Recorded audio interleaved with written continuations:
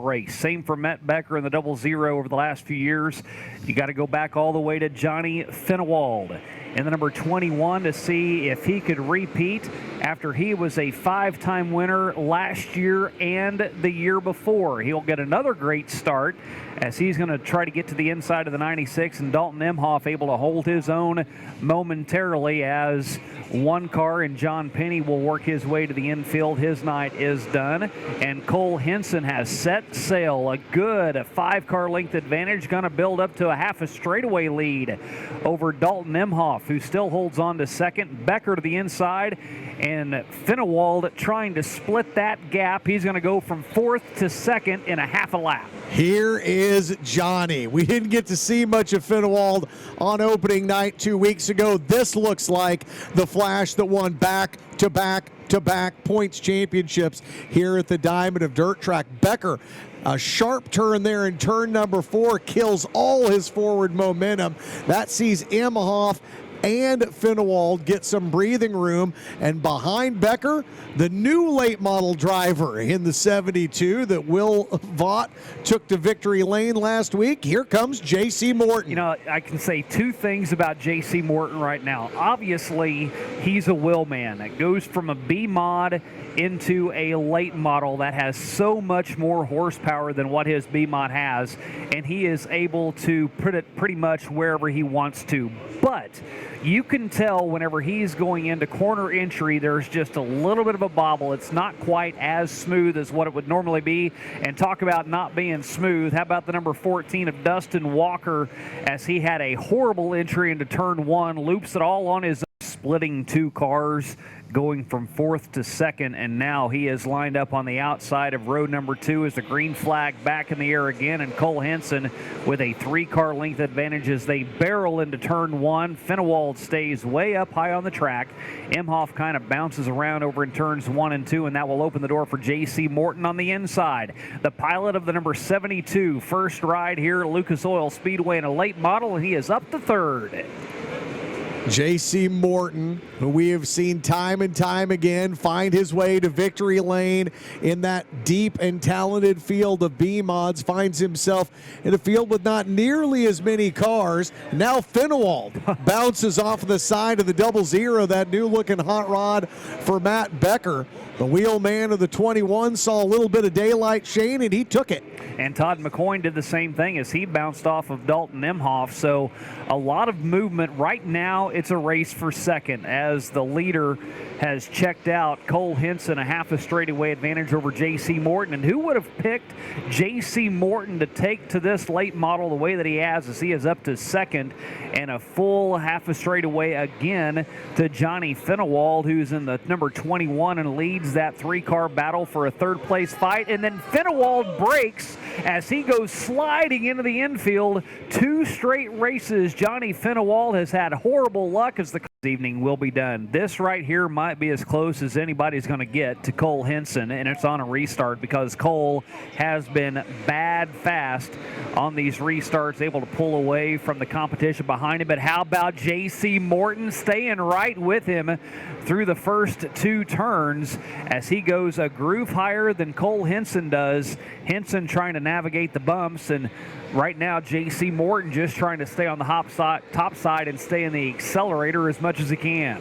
A wheelman's a wheelman, right? How many times have you and I talked about what Kyle Larson has done, bouncing back and forth between dirt and NASCAR, what Kyle Busch has been like. Seems like Kyle Busch has been able to win in anything with wheels, and right now J.C. Morton showing you a little bit of that as he keeps that 72 all alone in second place on a night where we weren't really sure what we would see out of the driver from Springfield, Missouri. We know how good he is in a B-mod. We're finding out how good he is in that 72. And on top of that, we know how good he is in that B-mod. You go back to last year whenever he ran in a modified, the car just was not to his liking. He would go out and struggle. Now he's got a car you know is fast because it won last week, and he has eaten into that lead that Cole Henson has. Is now down to a 2-car length advantage, and JC has not budged from that top side. Cole Henson, the groove that he's running right now is about middle of the pack, and I don't think that JC is going to have the space to get around him on the outside. JC may have to deviate what he's doing as far as how his car is handling if he's going to find a way to get around the 31. Well, we know he does that in the B mod. We know that JC can drive it anywhere on the track that he wants to most nights, but right now, that lead that Cole Henson had, JC had cut it down to about 0.3 of a second.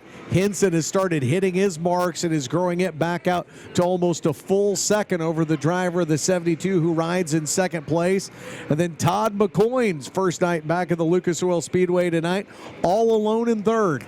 But you also kind of wonder, is this Cole Henson just checking out, or is J.C. Morton taking a couple of laps here just to let his tires cool down a little bit, because he was heavy on the gas lap after lap trying to find a way to get around the 31, and it didn't happen. Now if J.C. is going to mount that comeback, he only has 3 laps, make it 2 laps this time by to be able to do that. As a car turns, and this is Dalton Nimhoff, and a great job by the 14 of Dustin Walker to get on the binders. The hammer has the hammer with 3 to go. Out in front, he will cruise off of turn 4. J.C. Morton able to hang right with him on the restart. Can Cole Henson hang on for 3 more laps? J.C. Morton is going to make it as difficult as he can. Did Morton let his tires cool down enough?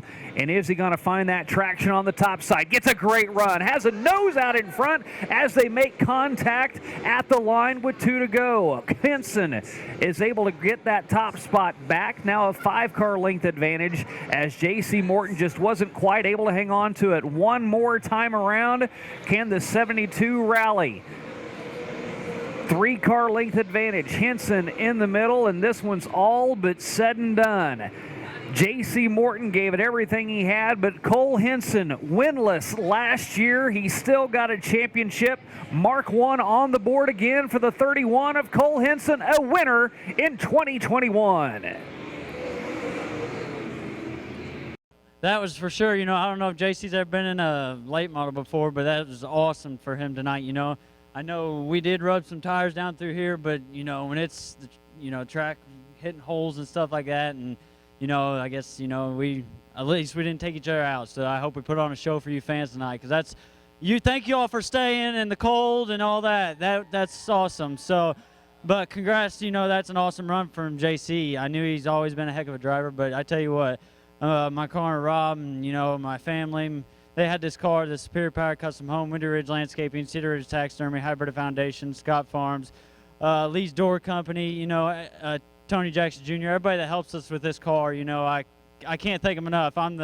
They put the hard work in. I'm the lucky kid that gets to drive it and wheel it around this track and have some fun. Our feature, McKinney, already a second-place finisher earlier this year, as most of these cars run predominantly at Springfield or at Dallas County, and now we are going to see the green. They step down on the loud pedal 15 times around, and a great start for Chris Countrymen out of Clever, Missouri. Ran full-time last year at Springfield, did not get a win in 2020. What a feather in the cap it would be for the pilot of the 22 to walk into Lucas Oil Speedway and grab a win here in the first time out in 2021. He's got a good car length advantage, now a 3-car length advantage over Grayson McKinney in the 05, and Chris Tonoli, who had a good run in his heat race, now back to 4th as he gets passed by the 26 of Bradley McDowell.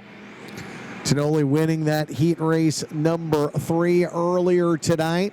Right now they are single file, 1, 2, 3, and then Tonoli tries to pull alongside the 26th of Bradley McDowell. Trouble for the 16, but he is able to right the ship. We're able to stay under green flag conditions here as they are lined up nose to tail, 1, 2, 3, 4. Then side-by-side racing back further in the field where you find the 4D of David Doles, the 30 of Trevor Wilson. The Torch trying to make his way up in the top 5. And that battle for 5th right now involves 4 cars, as the 24 on the outside is Jimmy Workman.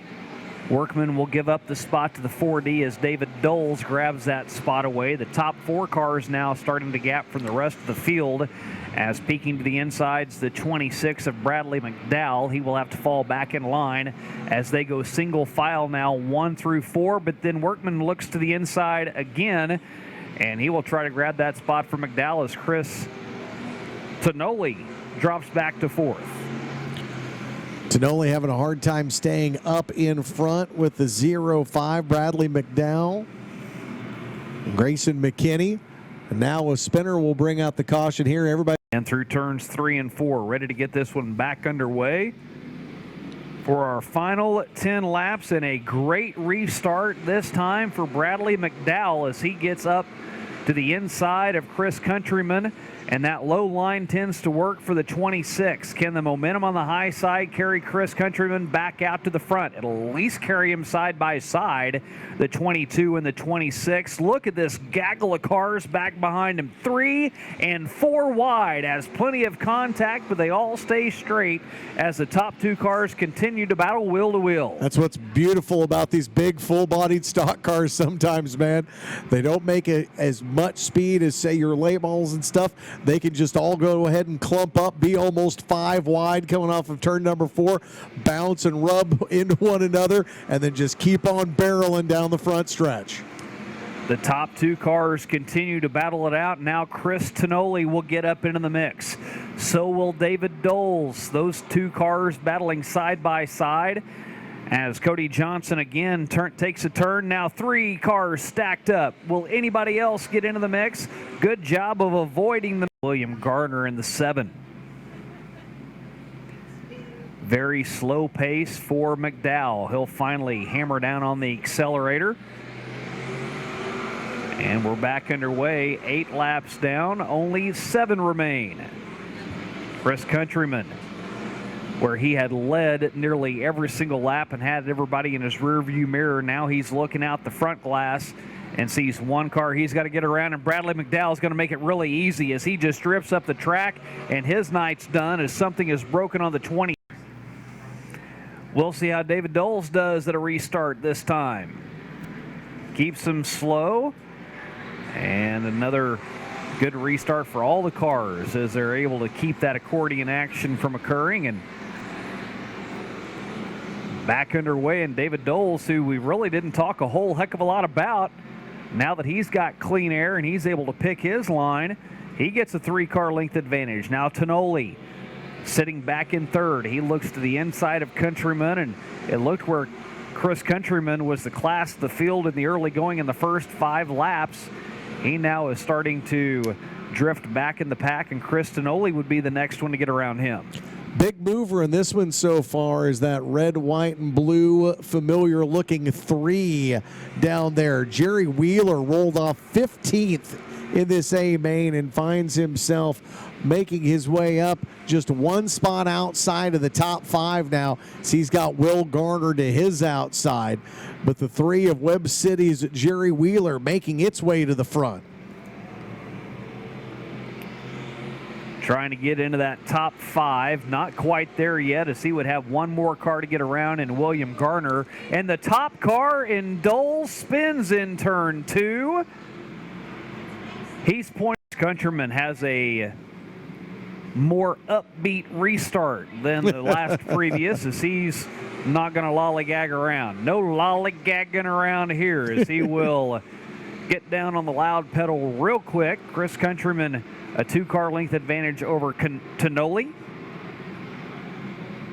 Grayson McKinney in 3rd, and now a battle on his outside is William Gardner peeking to his outside. The 0-5 doesn't give him a lot of room, but gives him just enough to be able to pull up side by side. So side by side for 3rd, side by side for 5th, and it was nose to tail as Tonoli may have gone up and given Chris Countryman just a little bit of a love tap.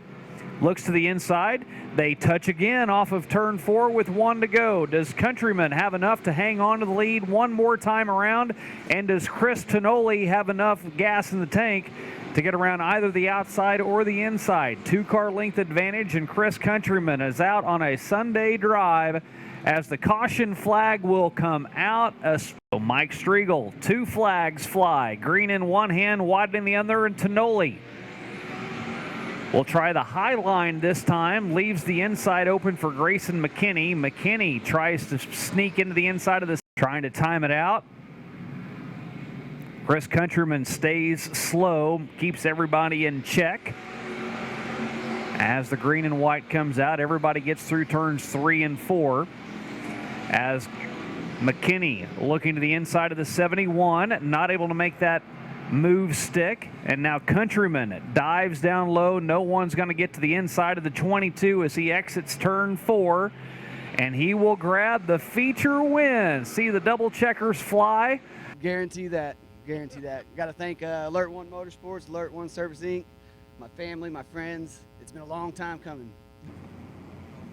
John Sheets back out at the Diamond of Dirt tracks tonight, and he's in a position to make some noise up front. We'll see just how loud it gets as Morton and Solander let them loose here as the B-Mods get going. The green light's on in the corner. Morton motors his way to the top of the racetrack. McCowan coming right with him. He and Reese Solander, it's a 1-2-3 run for those cars out in front of everybody. Dylan Cantwell in the 19 is the next car back as they go 3 across.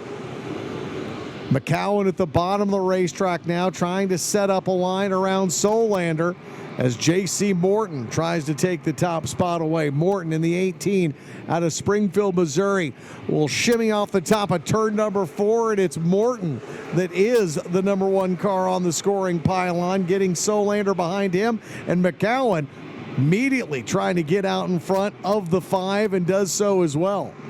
Gets out in front of the 5 and sticks his rear bumper right in front of the 5 as he drifts up high on the track, kind of chops him up on the top side. Now J.C. Morton, Dylan McCowan, they start to set sail. Big mover so far is the number 19 machine of Dylan Cantwell. 2 wins at Salina last year. He started in 6th. He's up to 4th. Here comes Andy Bryant to the inside. That's another guy out of Fort Scott, Kansas that typically runs a little higher on the track, but he's one of them that will tell you, if everybody else is running high, I'm going to go low. You got to do something different. You're just not going to sit in line. You got to make something happen. And right now, Dylan McCowan making something happen, taking over the top spot. He does as he motors around the 18 of J.C. Morton. McCowan, the defending winner the last time we were here, as he was able to get his modified into victory lane. Not so much with the B-Mod that weekend. And now Morton slides right back in front of the 8 and takes that number 1 spot back. A brilliant battle between the 18 and the 8 back and forth. And all the while, Reese Solander just sits all alone in 3rd, watches this happen. And now trouble back behind them in the middle of turn 1 and 2. And the caution lights come on. The Boone's Barbecue Barn, the back of the pack races around, but it'll be J.C. Morton who decides when to jump. He does as he sees the bright orange cone and the big orange tire. We get back after it with Green Flag Racing. Bad hop there on turn number 2. Dylan McCowan saves it, straightens it up right in front of Reese Solander. And Andy Bryant makes a quick move to the bottom of the racetrack now to try and follow the 8 around. Then Bryant slides up behind Solander, cuts it back down to the inside in front of the 8S of John Sheets. They're 3 across as they work off of turn number 2 now, and Eric Turner able to get out of the way, but it looks like Cantwell in the 19, looks like something is broken in that car. He is slowed down. The entire field goes around him, and his car is going to come to a rest in between 3 and 4. Morton sees them stacked up 2 by 2 behind him, and he gets away clean. Another green flag restart for J.C. Morton. The 8 and the 28 dance around. They get lined up nose to tail. Bryant coming down onto the racetrack right to the back of the 8, then has to give up a little bit there, gets onto the brakes. Doesn't make contact with McGowan. Now the 8S of John Sheets, Shane, has moved its way to the top of the racetrack. A different line around the racetrack now for the 8S. And now Turner gets turned around. He and the 52 come together. Last few years on restarts and what J.C. Morton likes to do. pretty good one. Only about 2.5, 3 car lengths, the difference between those two, and it all depends on what you do right here as McCowan keeps that 8 pinned to the bottom for the driver from Chanute, Kansas. Morton will set the pace again. McCowan trying to stay with him, as is Bryant and Sheets. 4 Big Adventure RV Weekly Racing Series regulars that we're used to seeing here at the Diamond and Dirt Tracks week in, week out. The 4-car breakaway, and here comes Jackson now. Jackson alongside the 1BB, as Chris Jackson's trying to bring the 65 to the top 5, and he's done just that. McCowan now pulls up alongside J.C. Morton, see if he has anything for the race leader. Morton gets his car back out in front. Bryant tries to squeeze in between the two. He'll go to the top of the racetrack, and Morton remains king of the mountain for another lap. McCowan goes wide off of turn number 2 now, with Bryant and Sheets behind him. Then a big gap back to the 65 of Lebanon, Missouri's Chris Jackson.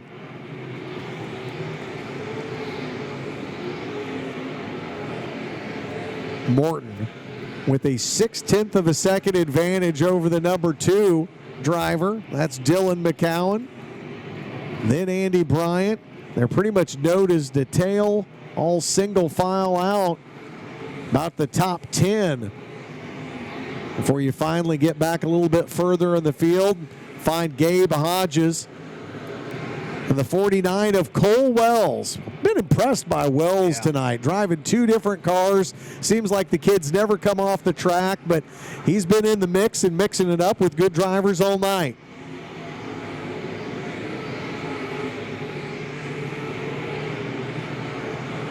Lap starting to tick away with 10 left. J.C. Morton low, Dylan McCowan high. Last time around, now Andy Bryant didn't really show it there, but he went lower on the track. He was getting up in his typical Andy Bryant lane. Chris Jackson's got himself a top 5, and again, Matthew K. impressed with the 1BB. He's a winner already this year, as he won at Creek County on March 20th, finished 48th in the season opener on January 16th. Yes, I said he finished 48th. That was at an enduro race at Caney Valley. In January, no less.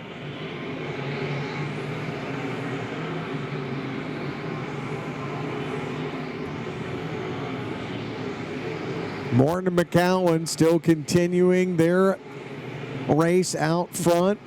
About 4 car lengths between the top 2 cars on the scoring pylon. Andy Bryant keeping the 8S of John Sheets in his rear view mirror, and Chris Jackson not really gaining on the top 4, but he may have used up a lot of that race car just to get from 19th to 5th. There was a ton of cars to get around for Jackson in this one. Morton enjoying a 7.47, a 0.74 second advantage over Dylan McCowan right now. McCowan already has a win under his belt and is modified, trying to get a win in his B-Mod here tonight. Mike Striegel showing the guys what the count is as they come into the final 4 laps of this one. There's J.C. Newell a little bit further back. Shane, you've said that J.C., our opening night winners, had a hard time making his way through the field. He's just 1 spot out of the top 10 now after rolling off 20th, so he's basically chopped the field in half. Not bad for the driver of the 83. Trying to get around Jacob Hodges. Eric Turner following him, so a pair of those Allen Autosports cars trying to work their way through the field. But the Allen Autosports car that is out front, nobody has had anything for right now. J.C. Morton will come to the flag stand one more time around. A good run in that 72 late model earlier tonight for J.C. But an even better run tonight in his B mod. It took 7 heat races. It took 4 B mains to whittle down 75 to 1, but the one is J.C. Morton. Morton wins the Ozark Golf Cars USRA B Mods A main here tonight. Oh, yeah. You know, Dylan kept showing me he knows they're low, and I just kind of blew him off. I was running the middle of the top there, and finally got to where he was there, and I had that last yellow, and it's time to go down there. And I appreciate him running me clean and not driving through me or anything like that. But, man, I got to thank Scotty Allen. This race car's phenomenal. It turns in on the bottom and top, middle, wherever I want to put it, it's good. After how he ran last week and what we've seen him do already here tonight, he will be your pole sitter for this one with Donaldson on his outside. Time to get the party started as the green flag flies again. And we are underway 20 times around for the O'Reilly Auto Parts stock cars. Derek Brown with a good start. Uses that lower line to his advantage. He likes to bottom feed down around the bottom side. Donaldson trying to find some momentum up on the top side off of turn 4 and able to make anything work as the top 3 or 4 now start to dice it up as Donaldson stays up top. The number 13 of Lyle Dietrich, he likes that as well, and he tries to make it a big-time party with those second, third, and fourth place running cars as David Hendrix now in the top 5. A driver that had a great showing a week ago, currently sits third in the point standings, and now he's looking at a top 5 finish. Hendrix in the 54 trying to follow that same line as Dietrich out of Bolivar. That just blacked out 13. It rolls around the top of the track. Donaldson goes up to meet him now. Got a little bit of a 3-car train that's trying its hand around the top of the track, and it seems to be working as it allows them to kind of gang up and get around the 7 of Keller. At least the first 2 cars will. David Hendrix falls back a little bit. Keller gets a kiss from Dietrich as he rolls by, and all of them give chase to your defending track champ as Derek Brown is hammered down and all the way out to a 1.5 second lead. Well, Derek Brown obviously has this track figured out, and he has the knowledge to make the adjustments needed on whether it be a street stock, whether it be a stock car, whatever it is. These full-bodied, heavier cars, he has just a knack for finding the groove at the right time and turning some bad fast laps as we're now 4 laps in, and that lead just continues to grow. A second and a half now over Gary Donaldson, and Dietrich is sideways over here against the 11. And that's the car I'm going to keep an eye on after he has worked his way up to be right behind Derek Brown. Now that he's gotten through traffic, will he be able to get the job done up front? 3, 4 wide off of turn 2 in a battle back for 5th now. As they stay side by side, Derek Brown starting to check out. Hendrix now all alone in second. 4 wide down the front stretch. Just beating and banging off of each other. And that's another advantage of these bigger, heavier cars is you don't really get sideways all that often as one car slowed as Wettengale on the back stretch. I think he's got a tire. And left rear flat, looks like.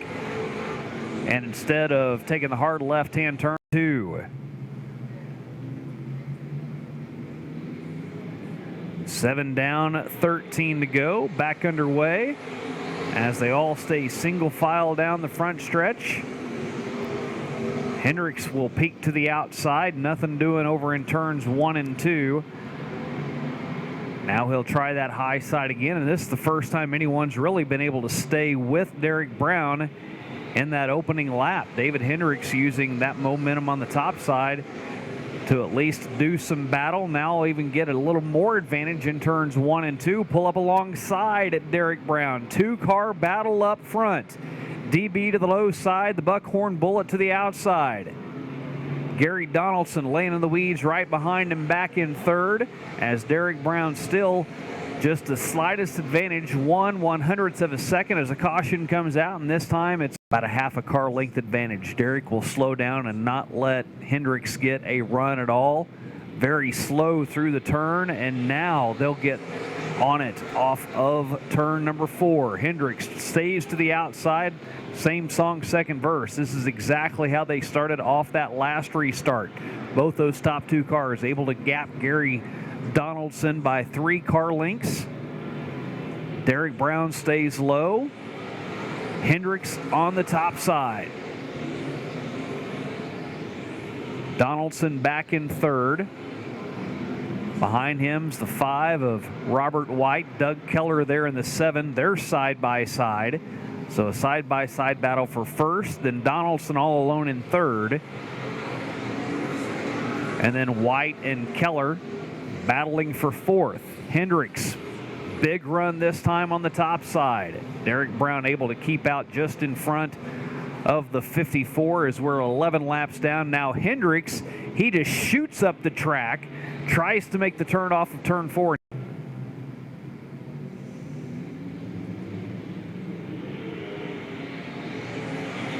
Back at it again, and Hendrix goes right back to his territory up on the top side, middle of the track now, as Derek Brown stays as low as he can through turns 1 and 2. Well, again, good racing up front with these top 2 cars. Well, you've got the top 2, and then you've got Donaldson, and then Lebanon, Missouri's Rob White Jr. That 541 was the runner-up 2 weeks ago when we were here for opening night. So you know that's a car that can find its way to the front and stay out in front. One of the top 2 finishers 2 weeks ago, but Hendrix not coming off that line, and it is working now as he wheels off the top of turn number 2 with the lead. Donaldson gets turned around at the bottom of the racetrack, backs into another car, and the caution lights come on here for the Rayville Rocket. Well, Hendrix got the lead on the lap right before the caution came out. Now is he going to be able to hang on to it? He knows what line works for him, and he goes right back to it. He's found some speed there right in the middle of the track. He's also found the way to get around and keep from hitting any of those ruts. And he honestly, when you see these cars take their line around as the 24 loops it almost nose to nose in turn 4, as the 125 able to get around and not make contact. Derek Brown in 16 and 20. David Hendrix laid claim to the title in 2018. Toby Ott sandwiched in between in 17 and 19 with championships here. And Hendrix this time clears Derek Brown, and wow, what a run off of turn 2. He gone. One car spins in turn 2. Will he be able to keep going? James Barker in the 69 is going to be able to get it fired back up. Thank you, sir. Much appreciated. As Hendrix now a 6-car length advantage over Derek Brown, and now up into the mix is Robert White in the number 5. He will start to look to the inside of Derek Brown as they get around the lap traffic of Barker, and that kind of takes the 5 of Robert White off of his game, as he was right there with Derek Brown, and that will open the door for Doug Keller in the number 7 to look to the outside of White. Rob White not done. That was a runner-up car on opening night, trying to make it that again here now is now Derek Brown. You said you didn't see those cars bouncing very much through the turns. That time Brown had adjusted his line, and he hit a rut big time. Slides up the track now as they work through 3 and 4, and they are 3 across on the exit of turn number 4, and it's Keller and Brown just locked together. Keller in the 7, Brown on the top side in the 11, and White in the number 5 on the low side. White had a chance for second, and now he's back to 4th, but with this 3-car battle with just 1 lap to go, it's a race for second now, as David Hendrix has checked out on the backstretch. A half a straightaway advantage before a 3-car battle back for second. You see David Hendrix smooth and silky off of turn number 4. He'll grab his first feature win of the season. Keller able to come home with a 2nd place finish after clearing the 5 of White. That's some fun racing, I'll tell you that. You know, the 11 car, we was side by side there for several laps, and I seriously, I was just grinning the whole time in there. I was like, man, this is awesome. I'm having a blast. Drop the green flag a little after 1 a.m. 37 modifieds made their way to Wheatland. Who's going to be the top dog here tonight in our final feature of the night. Week number 2 here for the Big Adventure RV Weekly Racing Series, and all of a sudden, beating and banging around the top 4 or 5 spots. Sees the man from Mayetta, Kansas, Darren Fuqua, have to back off. He made contact with Dylan McCowan. McCowan pulls back up alongside the principal, Jason Persley, and everybody chases Tyler Davis. Lance Maury bounces his car up the racetrack in turn number 2. That opens the door for McCowan. Maury way high that time, up over the cushion, able to bring it back, but he falls back another spot to Matt Johnson and Jason Persley. Boy, that was a horrible turn 3 and 4 for Lance Maury. You could see the mud just kicking up in the air as he was digging in his front right nose, and he drifted way high on the track. Dylan McCowan, what a great job he did to get around Jason Persley and Lance Maury all at the same time to grab second. But to show you the experience that Lance Maury has, oftentimes if you get off the track, have a in the 1X. Say Fuqua right behind him. But it'll be the 65 here. Hayesville, Kansas's Tyler Davis says win. We are off and running yet again. 17 laps between us and what should be a fantastic finish to this one. As everybody jockeys for position up and down the line here. A lot of cars bouncing their way through turns 3 and 4. As the leaders get back. He's going to be contending for this by the time we see the checkers come. 2018 track and national champion. 7 wins here in what was a magical year for Fuqua. And boy, everybody bounces through 1 and 2, and that's going to lead to a car spinning and just getting stopped. Tyler Davis will play the role of the Pied Piper. McCowan sneaks a peek out around the side of him as the green flag goes up. The 65 goes back to work leading this field around. Lance Maury had the lead. He wants to try and get it back, but to do that, he'll have to get around the 8 of Dylan McCowan and the 65. McCowan plowing up dirt around the top of the racetrack. Gets a run off the top of turn number 4, but can't close the gap between he and Tyler Davis. That stands at nearly half a second between the 65 and the 8. And here comes Fuqua. He makes it 3 across with Maury. And to those at I-35, won once at Lakeside. McCowan will try to get a jump on the race leader again.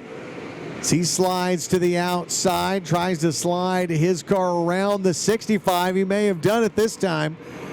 65 puts his foot back on the floor, stands on it, takes it to the bottom of the racetrack, and Davis will just be there at the flag stand prior to McCowan that time. 0.175 seconds the difference between the drivers of the top 2 cars.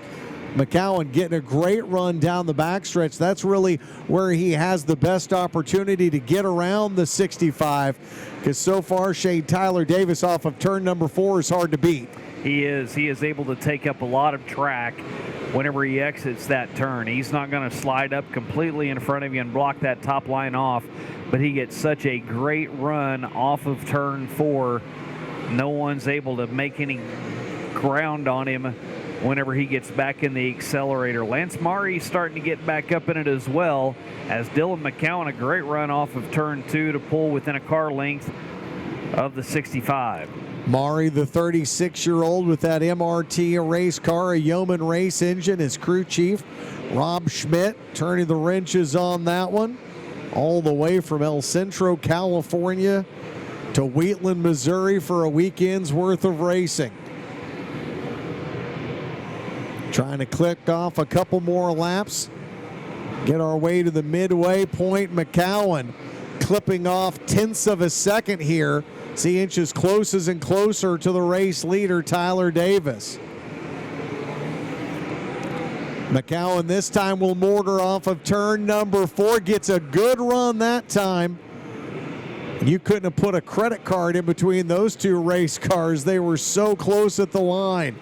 Davis bounces it through turn number 2, and McCowan sees an opportunity here as they're past the halfway point now. Well, the tough thing now is lap traffic, as they have caught up with the tail end of the field. And if a caution does not come out, it's all about who works through lap traffic better. And when you look at where lap traffic is right now, they're all staying low on the track. And that is where your race leader in Davis has typically been. McCowan's been on the high side, so Davis is going to have to do something just to navigate traffic. And Davis is going to have to come off of his line and join Dylan McCowan in that middle to top of the racetrack. Right now he's behind Tracy Wolf, a chance to put Wolf a lap down. Davis will have to jump to the outside. You can see the top of the racetrack in 1 and 2 starting to get drier, darker, slicker. Davis able to wheel it around the 21 TW of Tracy Wolf now, and McCowan gives chase down the front stretch now. The difference, 0.4 of a second between Davis and McCowan. Lance Maury, Shane hasn't been able to reel in those two cars, but he's got a huge distance back between he and Matt Johnson. Car off the pace and working to the infield now, the 74 of Rodney Schweitzer. As well as the 21W of Tracy Wolf, after Wolf just gotten a lap down to your race leader. Chase Jones all over the back end of Nathan Hager's 99 as Jones is trying to pick up a couple of spots on the racetrack. Now the 9 of Evan Hubert. And that shiny caution here. And a final 4-lap shootout for the Cedar Creek Beef Jerky USRA Modifieds. Davis gets down on it and tries to run away from Dylan McCowan, who finds a rut, does McCowan, but able to stay in the accelerator and gets a good run down the back stretch. Johnson behind Maury, who started the race out in front of everybody, now has his nose underneath the 8 of McCowan. McCowan off the pace now. And it looks like the young gun from Urbana says enough's enough. He takes it back behind the wall, so the 8's night is done. That means Maury all alone behind the 65 of Davis. Matt Johnson behind him. And just quietly, Shane, the 99T of TJ Tolan has a top 5 ride as he's in front of the 87 of Darren Fuquay. And Matt Johnson has kept his nose clean in the whole mix as well, as he's third. And here comes Lance Maury with 1 to go. One more time around for Maury. Does he have anything left for the 65? Tyler Davis has been good out in front. Maury's going to dive bomb in. Is he able to hold the line? He slips up the track. Davis goes down under him, and he takes the checkers. Thank you very much. Too bad everyone left. I felt like that was a pretty good one. That was a great race, man. You guys put on a whale of a show for the last one to be. But, man, I'll tell you what, it was rough going. You had some stiff competition. Yeah, we did. I knew the slider was coming on the last lap, so I loaded up on entry and make sure I could turn it down underneath of him. But I was just glad to see it over. My arms were starting to give out.